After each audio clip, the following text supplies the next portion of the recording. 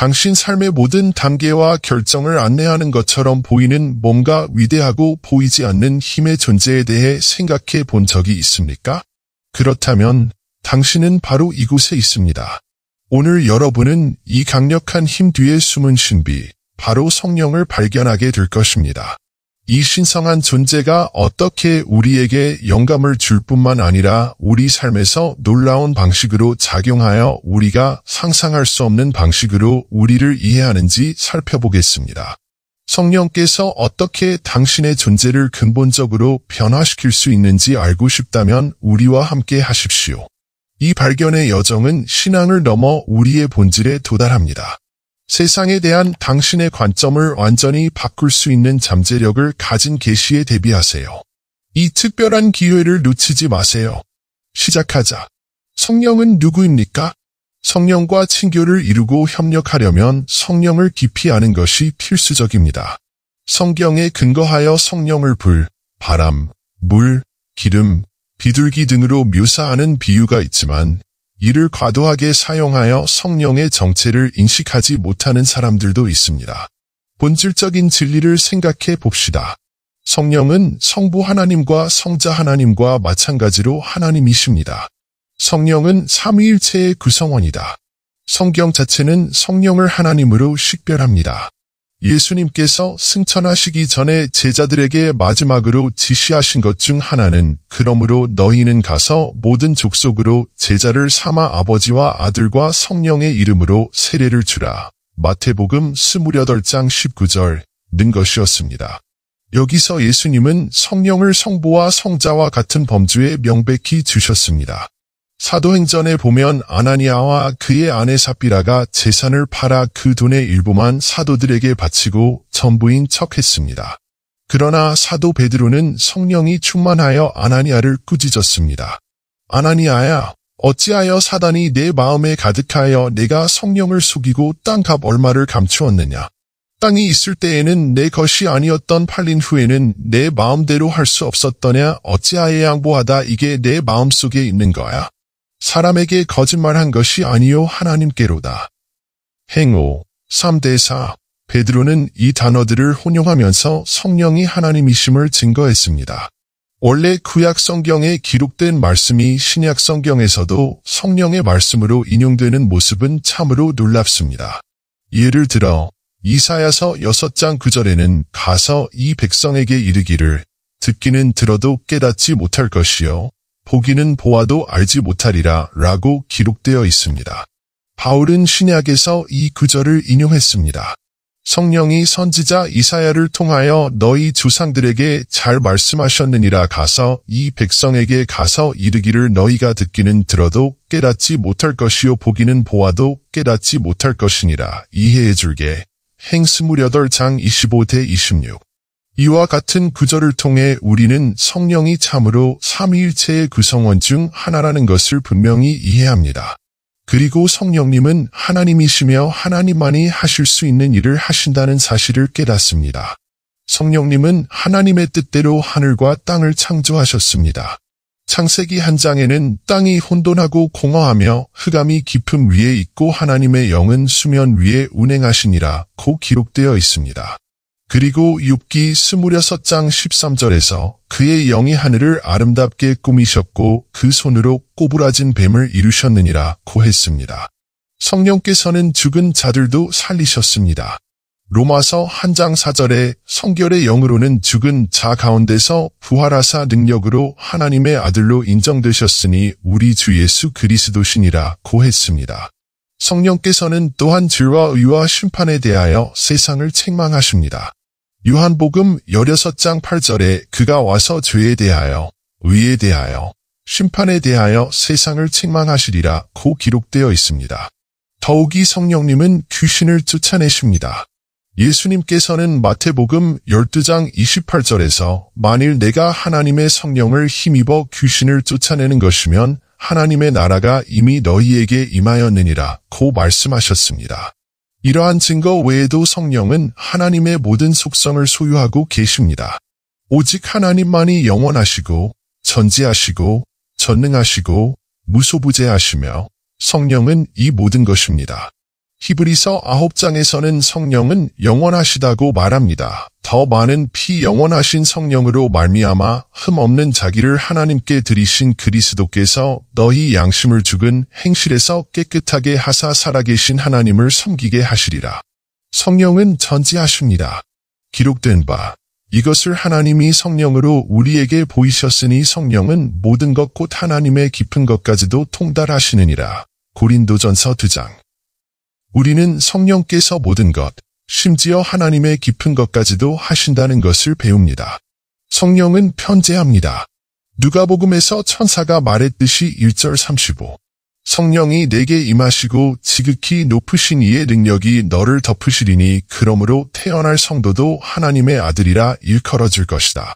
분명히 성령은 지극히 높으신 분의 능력이며 하나님께는 불가능한 일이 없습니다. 마지막으로 성령은 성부와 성자와 같이 위엄있고 거룩하며 영광스럽습니다. 성령은 인격을 갖고 계십니다. 성령께서도 성부와 성자와 마찬가지로 인격을 지닌 실체이심을 이해할 때 성령을 향한 우리의 태도는 완전히 달라집니다. 성령의 인격적인 본성이 우리와 그분과의 관계에 영향을 미치는 방식에는 여러 가지가 있습니다. 저자 R.A. 토리는 성령의 인격과 사역이라는 책에서 성령의 인격의 중요성을 강조했습니다. 그는 인격을 지닌 존재만이 우리의 문제를 이해하고 우리를 도울 수 있다고 강조했다. 우리는 바위나 나무, 비인격적인 힘과 대화할 수 없지만 신성한 인격체이신 성령님은 우리의 일을 깊이 이해하시고 우리를 도우실 수 있습니다. 이를 통해 우리는 귀하의 도움을 구할 수 있습니다. 한국 찬송가에는 성령께 도움을 구하는 여러 개의 기도 찬송이 들어 있습니다. 이 찬송 중 첫 번째 줄은 살아계신 하나님의 영이시여 나를 새롭게 하소서라고 묻습니다. 성령이 인격이 아니라면 어떻게 우리의 상황을 아시고 우리를 도와주실 수 있겠습니까?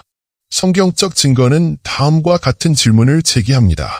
성령이 인격체라는 것을 어떻게 알 수 있습니까? 이것은 성경 전체에 걸쳐 분명합니다. 종종 사람들은 성격과 물질성을 구별하지 않습니다. 우리는 실체가 사람이라고 말합니다. 어떤 사람들은 이것을 이 실체가 물리적인 형태를 가지고 있어야 한다는 의미로 잘못 이해합니다. 그러나 예수님은 부활하신 후에는 우리와 같은 육신의 형체를 가지지 않으셨습니다. 이것은 예수께서 자신의 인격을 상실하셨다는 뜻입니까?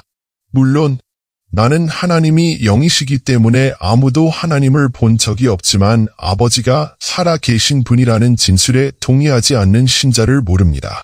요한복음 4장 24절에 보면 하나님은 영이시니 예배하는 자가 신령과 진정으로 예배할지니라 하였느니라. 어떤 개체든 사람의 속성을 갖고 있다면 그 실체에 관계없이 사람입니다. 성령은 사람의 모든 성품을 가지셨기 때문에 눈에 보이지는 않지만 인격이십니다. 이에 대한 성경적 증거를 살펴보자. 성경에서 성령을 지칭하기 위해 인칭 대명사를 자주 사용하기 때문에 우리는 성령이 인격체라는 것을 압니다. 요한복음 15장 26절에서 예수님께서는 내가 아버지께로서 너희에게 보낼 보혜사 곧 아버지께로서 나오시는 진리의 성령이 오실 때에 그가 나를 증거하실 것이요 라고 말씀하셨습니다. 요한복음 16장 7대 8절에서 예수님은 계속해서 말씀하십니다. 내가 그를 보내리라 그가 와서 죄에 대하여 세상을 책망하시리라 그리고 의와 공평이니라 그리고 요한복음 16장 13절에 그러나 진리의 성령이 오시면 그가 너희를 모든 진리 가운데로 인도하시리니 그분은 자의로 말씀하시지 않고 듣는 것을 말하시며 장래 일을 너희에게 알리시리라. 오직 사람만이 할 수 있는 많은 행위가 성령의 덕으로 여겨집니다. 이러한 개인적인 행동에 대한 간략한 목록은 다음과 같습니다. 1. 성령님은 말씀하십니다. 2. 성령님은 우리의 연약함을 도우십니다. 3. 성령님은 우리를 위해 기도하십니다. 4. 성령님은 주님에 대해 증거하십니다. 5. 성령님은 인도하십니다. 6. 성령은 사람들이 예수 그리스도를 섬기도록 인도하신다. 7. 성령은 사람들을 하나님의 일에 부르시고 직분에 맡기신다. 8. 성령은 신자들을 위로하신다. 성경의 모든 장이 성령의 활동. 이 목록은 몇 가지 주요 사항을 제시합니다. 성격 특성은 성령에 기원합니다. 사람이 되려면 실체가 특정 속성을 가져야 합니다. 사물과 사실에 대한 지식, 기쁨, 분노, 즐거움과 같은 감정, 이러한 감정과 관련하여 자신의 태도를 결정하려는 의지.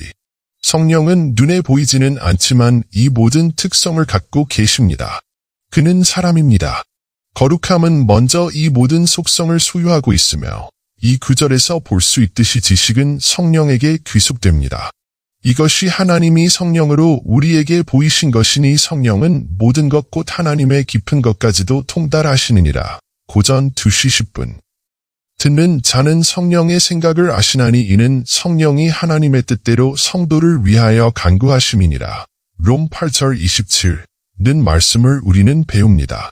생각해 보십시오. 성령께서는 하나님의 깊이를 탐구하고 인간의 마음을 조사하고 이해하는 지능을 갖고 계십니다. 그렇습니다. 성령께서는 지식을 갖고 계십니다. 둘째, 성령은 감정과 느낌을 갖고 계십니다. 소망이 우리를 부끄럽게 하지 아니함은 우리에게 주신 성령으로 말미암아 하나님의 사랑이 우리 마음에 부은 바 됨이니. 로마서 5장 5절. 그리고는 아니다 슬퍼하다 하나님의 성령이시니라. 에베소서 4장 30절. 성령께서 말할 수 없는 탄식으로 친히 우리를 위하여 간구하시느니라. 로마서 8장 26절. 이러한 성경 구절들은 성령님께서 다양한 감정을 가지고 계시다는 것을 보여줍니다. 성령께서는 하나님의 사랑을 부어주십니다. 우리 영 안에서 우리를 대신하여 간절히 기도하며 슬퍼하고 신음할 수 있게 해주십시오. 셋째, 성령님은 뜻을 갖고 계시며 그분의 뜻과 계획에 따라 일하십니다. 그러나 이 모든 일은 동일하시고 유일하신 성령에 의해 이루어지며 그의 뜻대로 각 사람에게 나누어 주시는 것입니다. 고전 12시 11분. 성령이 아시아에서 말씀을 전하지 못하게 하심에 그들이 비두니아로 가고자 애쓰되 성령이 허락하지 아니하시는지라. 행심 6대7. 이는 성령께서 자신의 신성한 뜻에 따라 어떻게 지도하고 결정을 내리시며 적극적이고 의식적인 방식으로 인간사에 개입하시는지를 보여줍니다. 우리는 오늘날 사람들이 하려고 하는 가장 어리석은 일 중 하나를 봅니다. 바로 자신의 목적을 위해 성령을 사용하는 것입니다. 성령은 비인격적인 존재도 아니고 무생물도 아니고 사용할 수 있는 알 수 없는 능력도 아닙니다. 그는 실제 사람이며 자신의 뜻에 따라 자신의 일을 위해 사람들을 사용합니다. 의심할 여지 없이 성경은 성령님이 지식과 감정과 의지를 소유하고 우리와 함께 우리 안에 내주하시고 역사하시는 실제 인격체임을 보여줍니다. 이것을 알고 우리는 그 초자연적인 힘을 통해 복음화를 가속화해야 하며 이를 인식하고 환영하며 개인 생활과 공적 봉사에서 예배해야 합니다. 성령은 신성한 인격체이며 우리가 마음대로 사용할 수 있는 도구가 아니라는 점을 이해하면 성령과 개인적이고 의식적인 관계를 발전시키는 것이 중요하다는 점을 강조합니다. 이런 의미에서 성경은 봉사와 사역의 행위뿐만 아니라 개인적 변화를 통해 하나님의 목적을 성취하기 위해 성령께서 어떻게 신자들과 상호작용하고 인도하고 능력을 부여하시는지에 대한 수많은 예를 제공합니다. 사도행전에서 우리는 성령께서 초대교회의 방향과 확장에 어떻게 중요한 역할을 하셨는지 봅니다. 예를 들어 사도행전 8장 29절에서 성령께서 빌립에게 이 병거로 가까이 나아오라고 말씀하셨습니다. 이 지시에 따라 빌립은 에디오피아 내시를 만났고 그에게 경전을 설명하고 침례를 베풀었습니다. 이 집회는 빌립의 개인적인 야망의 산물이 아니라 성령의 직접적인 인도의 산물이었습니다. 강조하자면 우리는 우리 삶에서 그분의 지시에 열려있고 주의를 기울여야 합니다. 마찬가지로 갈라디아서 5장 22대 23절에서 바울은 성령의 열매에 대해 이렇게 설명합니다. 오직 성령의 열매는 사랑과 희락과 화평과 오래 참음과 자비와 양선과 충성과 온유와 절제니 이 같은 것을 반대하는 것이니라.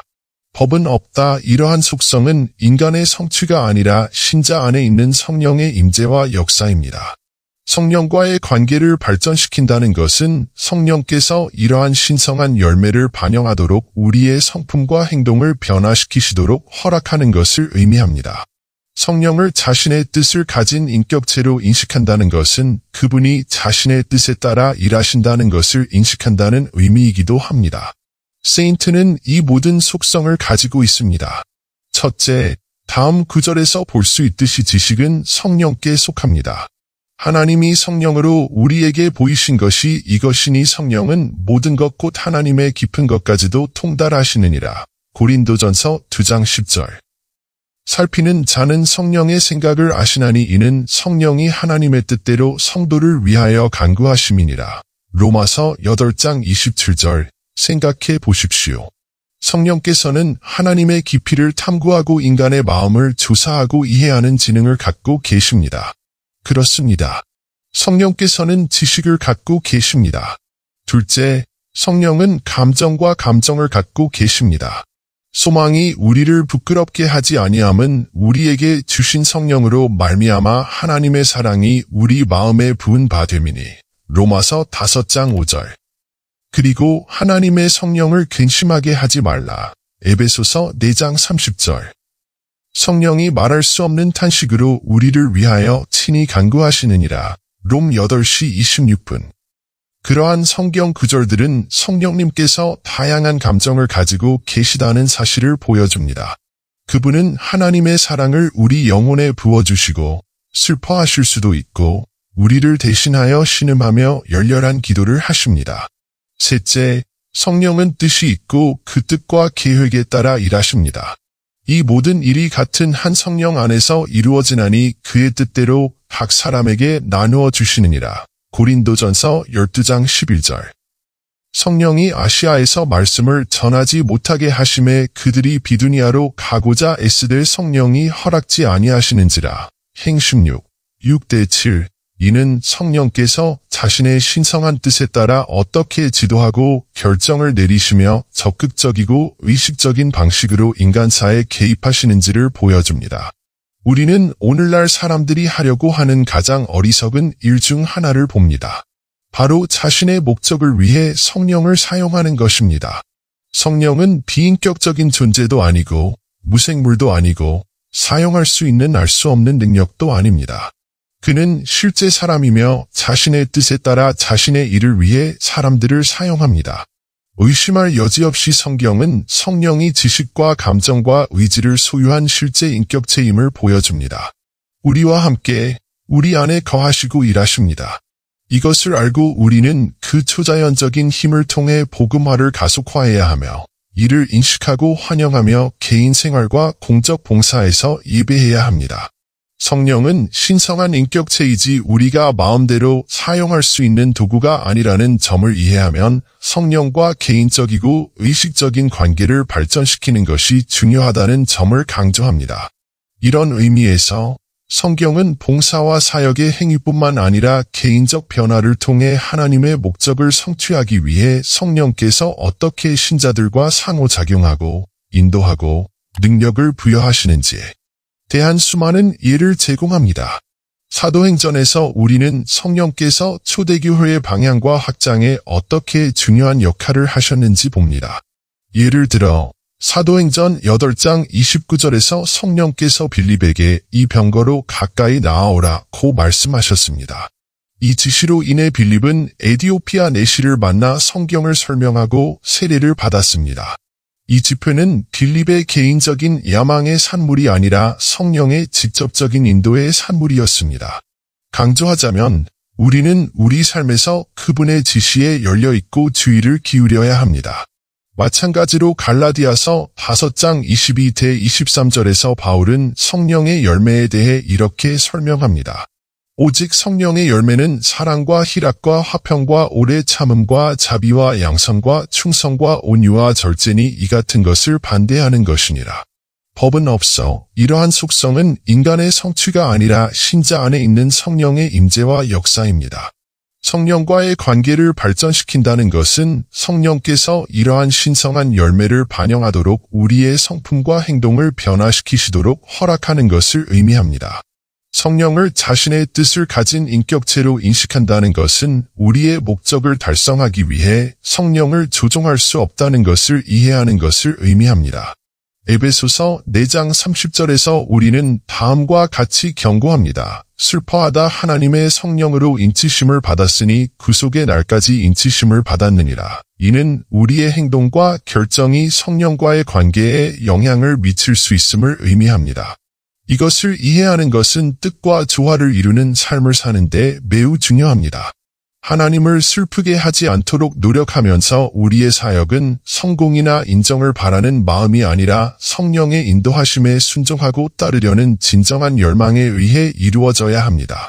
하나님은 우리 삶을 향한 그분의 뜻과 방향을 분별하고자 노력하십니다. 오직 성령과의 치밀한 교통을 통해서만 우리는 하나님께서 우리에게 맡기신 사명, 즉 우리의 힘이 아니라 우리 안에서 그리고 우리를 통해 역사하시는 성령의 초자연적인 능력을 통해 세상에 영향을 미치는 사명을 완수할 수 있기를 바랄 수 있습니다. 결론적으로 성령은 우리 그리스도인의 삶과 목회 생활에 없어서는 안 될 존재입니다.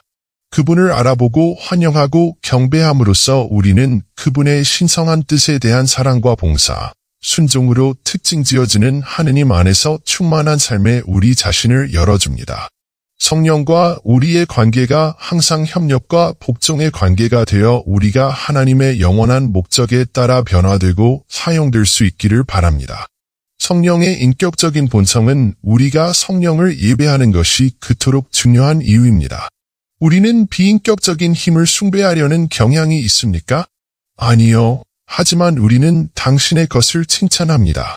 우리가 그분의 감동과 인도를 받을 때 갈라디아서 5장 25절은 만일 우리가 성령으로 살면 또한 성령으로 행할지니 라고 가르칩니다. 이는 매 순간 성령의 영향력 아래 살라는 초대를 의미하며 성령의 열매가 우리 삶에 나타나도록 허용합니다.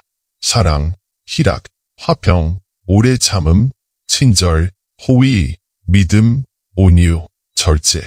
성령을 예배함으로써 우리는 하나님과 더 깊은 관계를 맺게 되며 그곳에서 우리의 삶은 그분의 사랑과 능력을 반영하게 됩니다. 이 예배는 우리를 변화시키고 새롭게 하며 세상에서 그리스도의 증인이 되도록 힘을 주어 우리의 가장 높은 소명을 성취하게 합니다.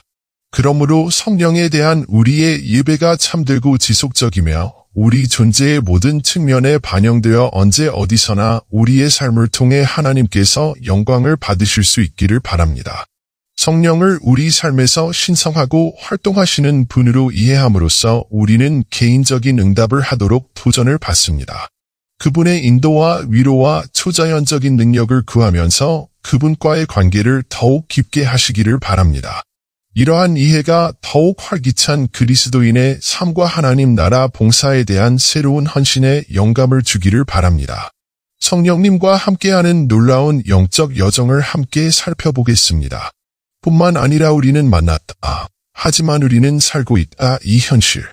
오늘부터 시작해 볼까요? 이 영상을 최대한 많이 공유해 주세요. 이 영상이 여러분의 많은 가족과 친구들에게 축복이 될 것이라고 확신합니다. 이 영상이 마음에 드셨다면 채널을 구독하시고 좋아요를 누르시기 바랍니다. 신의 축복이 있기를 바라며 다음에 뵙겠습니다.